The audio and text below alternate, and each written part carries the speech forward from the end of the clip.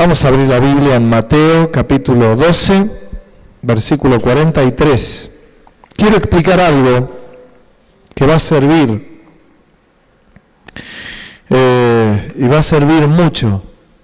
Estemos muy atentos. Dice Jesús, cuando el espíritu inmundo sale del hombre, anda por lugares secos, buscando reposo y no lo halla. Entonces dice, volveré a mi casa de donde salí. Y cuando llega, la halla desocupada, barrida y adornada. Entonces va y toma consigo otros 7 espíritus peores que él, y entrados moran allí. Y el postrer estado de aquel hombre viene a ser peor que el primero. Así también acontecerá a esta mala generación. Jesús explica algo tan sencillo y habla de una vida que estaba poseída por un demonio. Dice que el demonio sale de ella y está dando vueltas por la tierra porque salió de esa persona, ya sea porque fue echado de esa persona o porque salió solo. Y dice que está dando vueltas por lugares secos y dice, volveré a mi primer casa. Y vuelve y encuentra la casa barrida, adornada, pero desocupada, vacía, adornada, limpia, pero vacía. Y dice que entonces esta era mi casa. Y trae 7 espíritus peores. Y el postrer estado de esa persona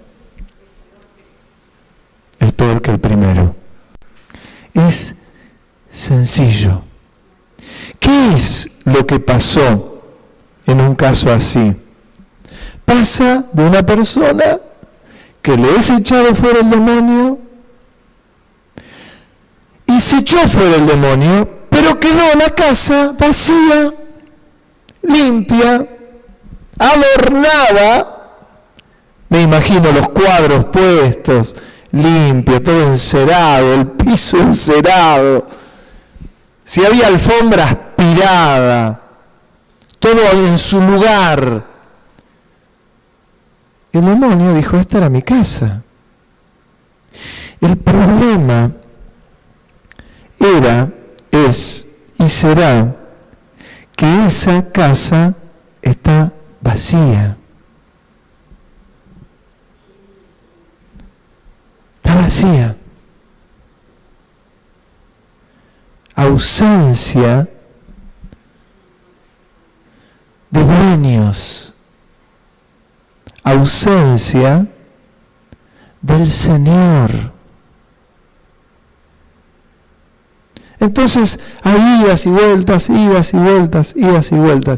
Voy a explicar muy claramente el Evangelio. ¿Qué es el Evangelio? El Evangelio son las buenas nuevas de salvación. Yo quiero que lean, porque todo tiene que tener un argumento escritural, bíblico. Juan capítulo 1, versículo 11. Dice, a los suyos vino y los suyos, habla de los judíos, no le recibieron. Mas a todos los que le recibieron, a los que creen en su nombre, les dio la potestad de ser hechos hijos de Dios. Más claro no puede ser Jesús. Dice, Él vino a los suyos, a los judíos.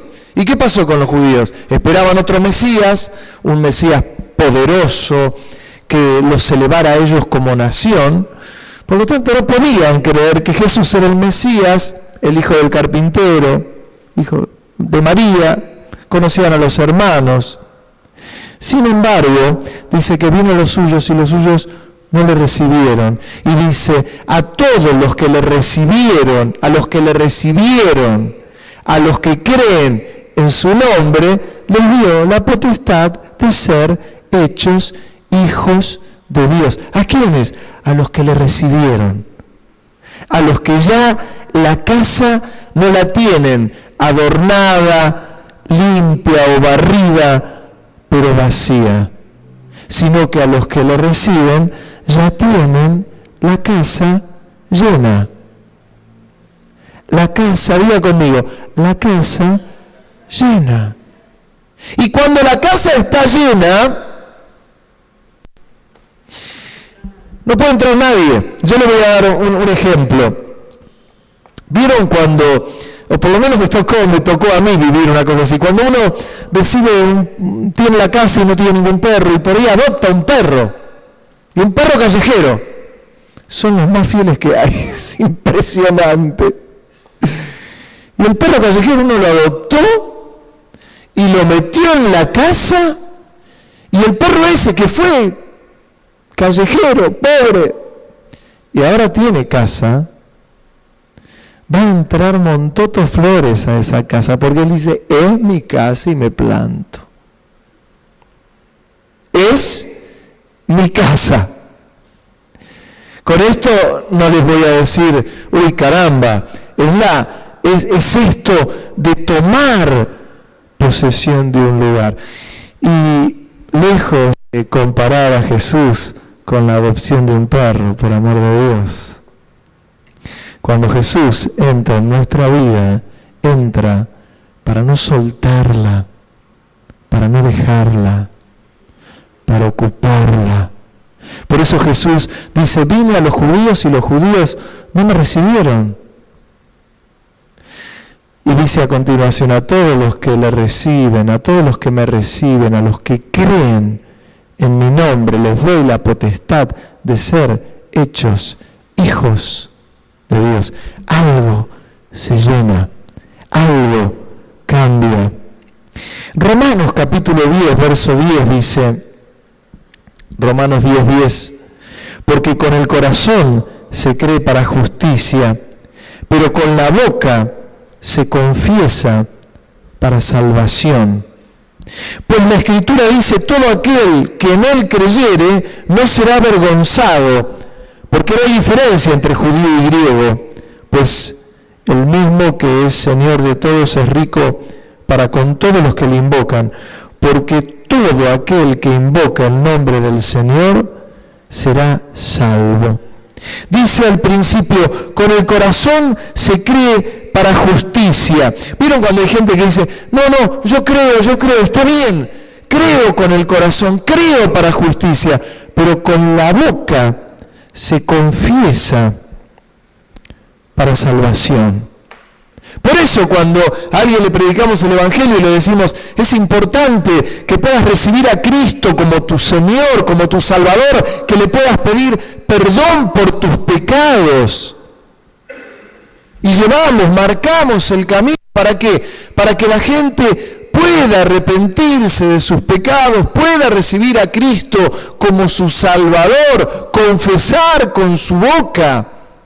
Y es que cuando uno confiesa con su boca, algo queda acá y queda limpio, queda barrido y queda ocupado.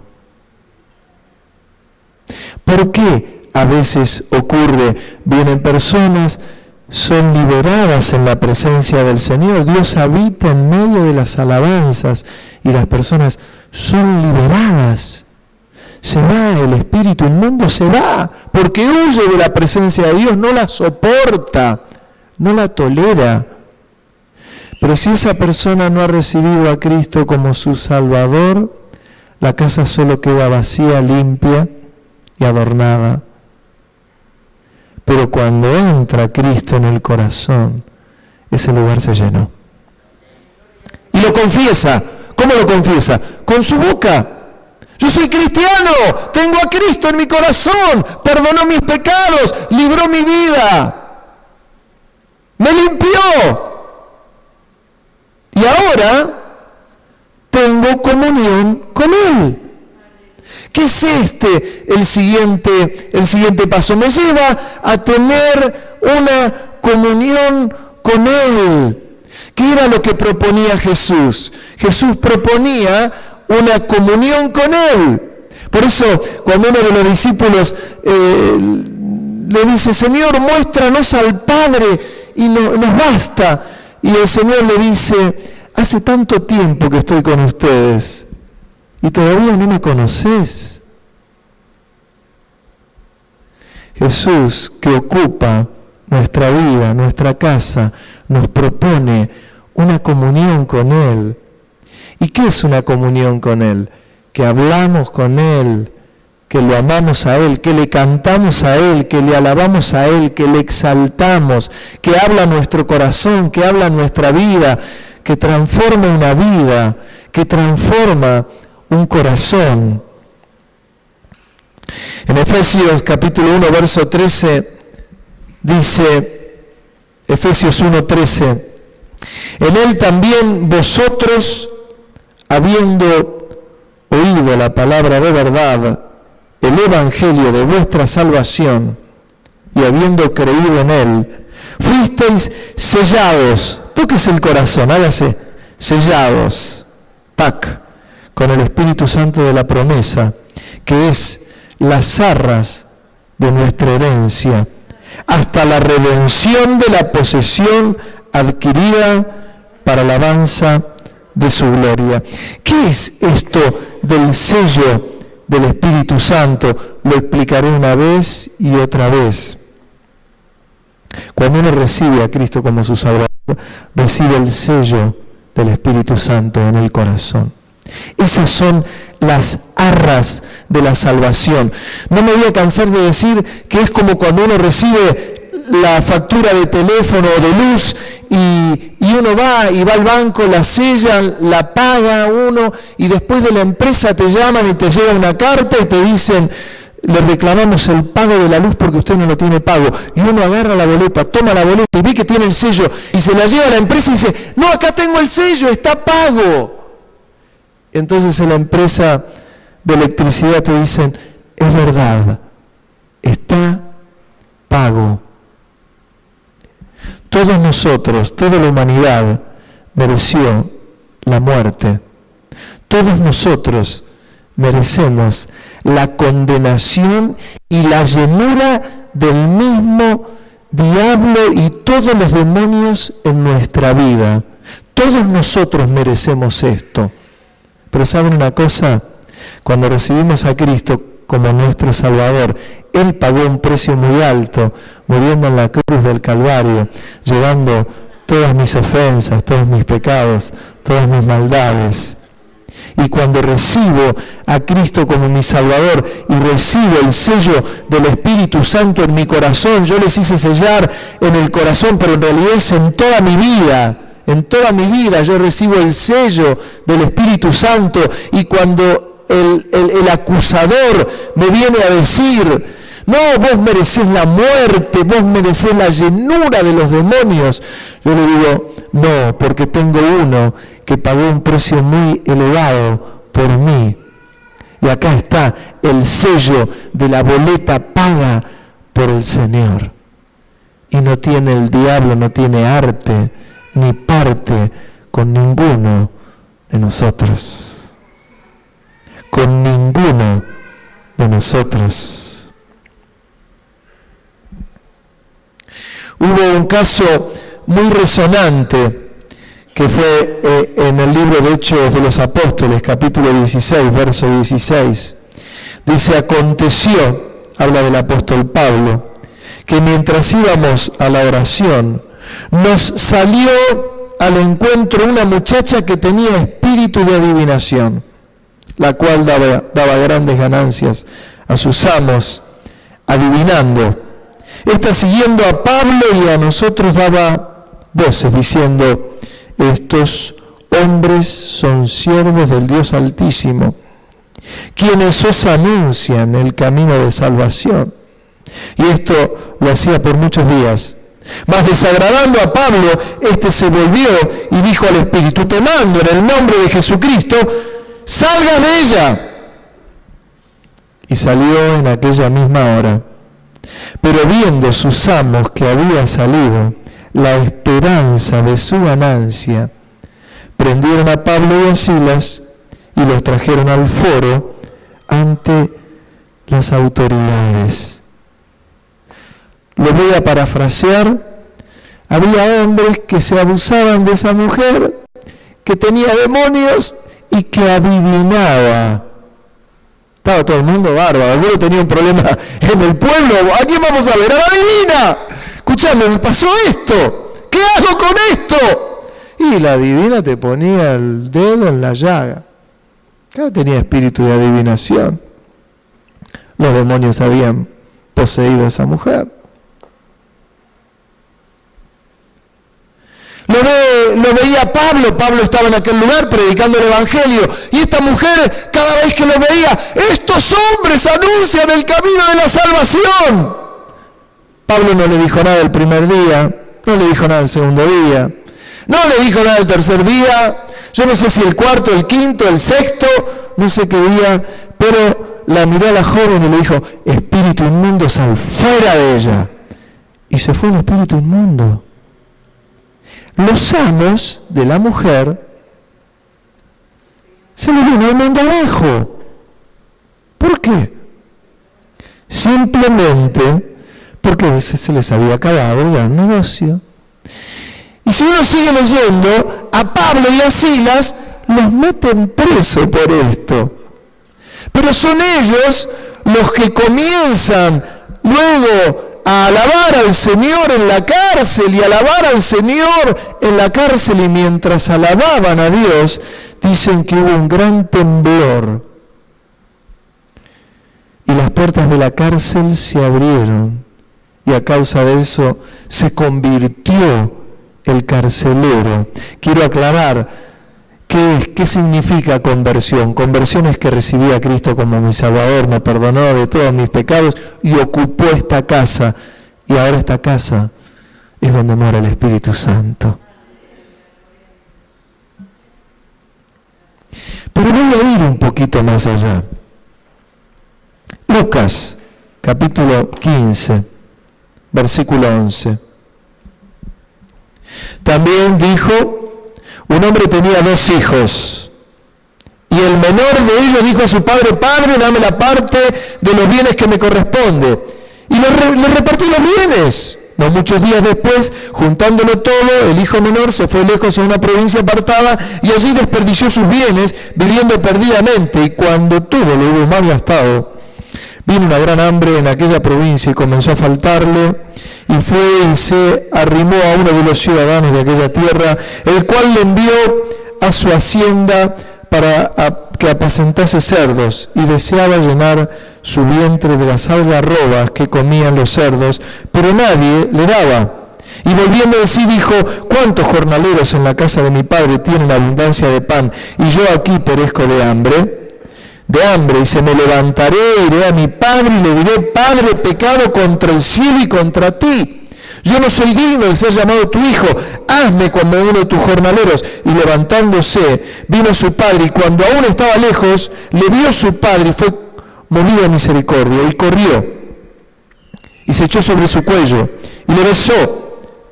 Y el hijo le dijo: Padre, he pecado contra el cielo y contra ti, ya no soy digno de ser llamado tu hijo.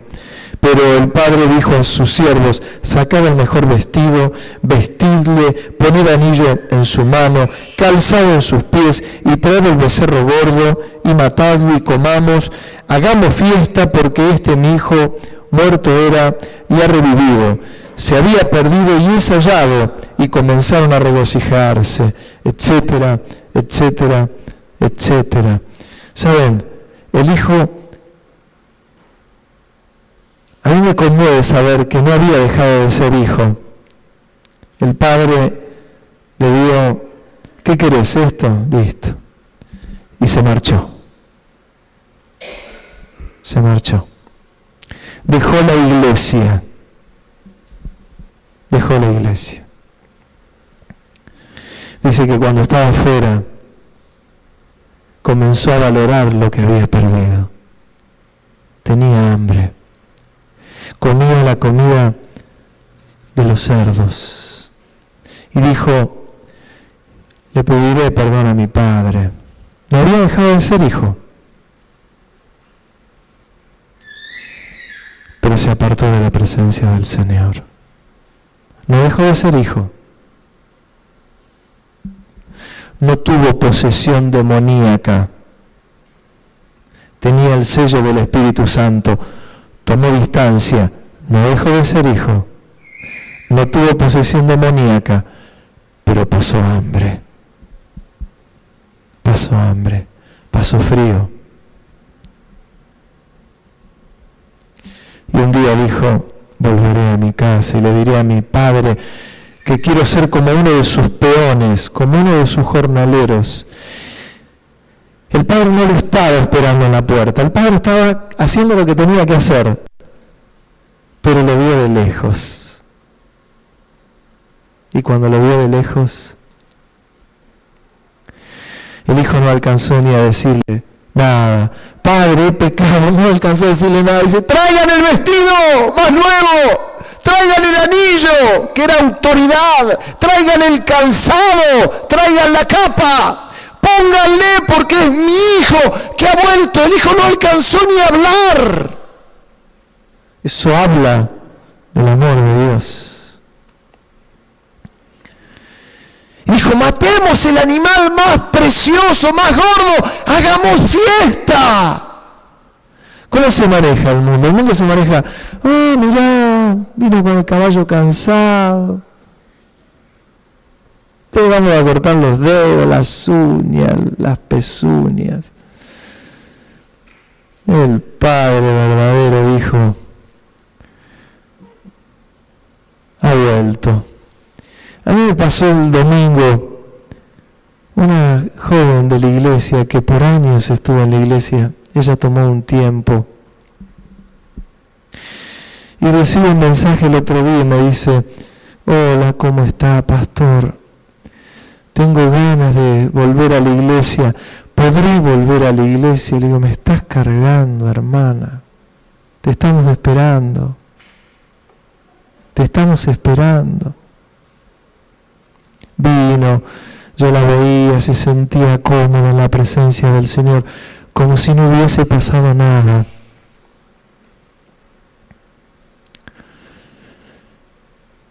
Es así, no hay de otra manera. Ya suficiente es que el que está retornando y que quiere la presencia del Señor ya se tomó un paréntesis, a veces de 1 año, de 3 meses, de 5 años, de 10 años, ya está. Ya es más que suficiente para la persona.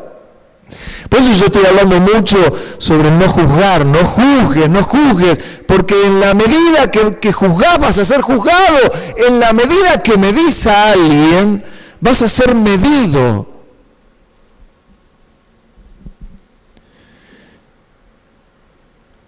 Uno es medido de esta manera. Cuando la vi y luego la escribí, le dije, ¿te sentiste cómoda? Y me dijo, me sentí como en mi casa, dice. ¡Qué tremendo! Yo digo, ¿cómo es el amor de Dios? ¿Cómo es el amor de Dios? ¿Cómo es? Le estaba esperando, él seguía en sus quehaceres, el Señor trabajando, ordenando seguramente todo, ahí lo vio. ¿Cómo habrá llegado todo andrajoso, la ropa raída, sucio, con hambre, barbudo? No tendría ni para afeitarse, barbudo, el pelo sucio. Y lo recibió.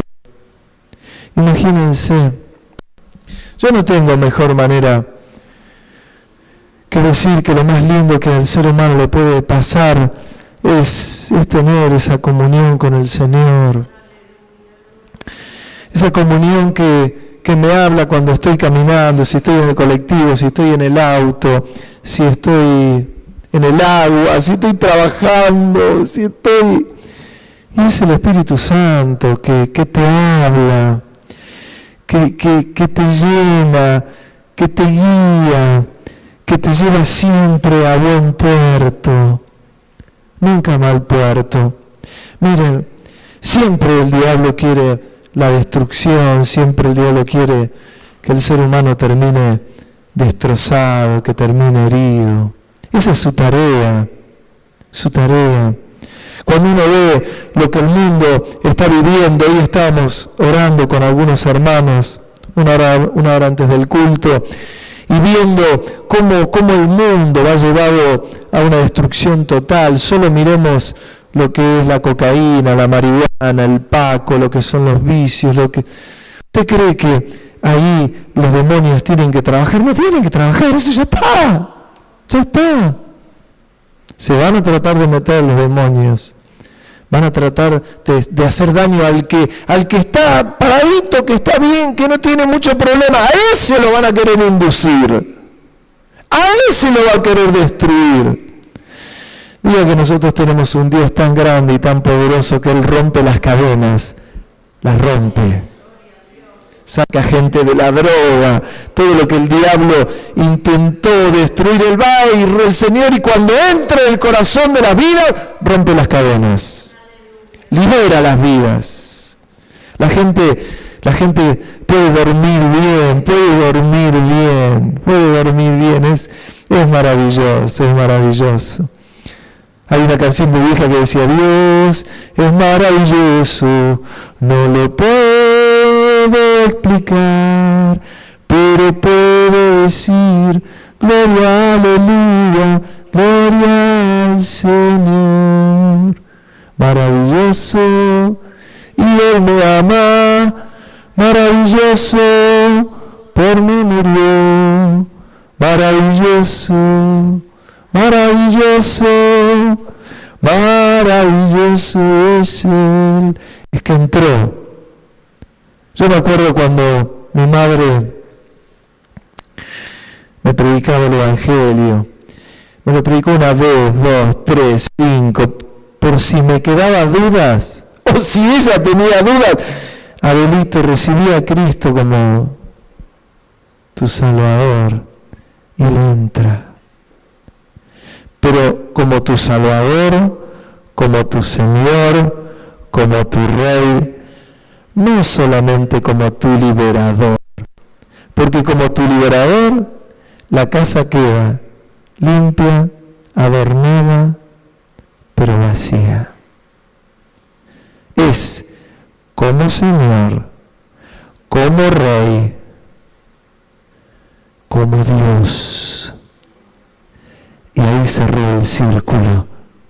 Y ahí viene el enemigo y golpea y dice: quiero entrar acá. Y el Señor de adentro le dice: ¿quién golpea la puerta?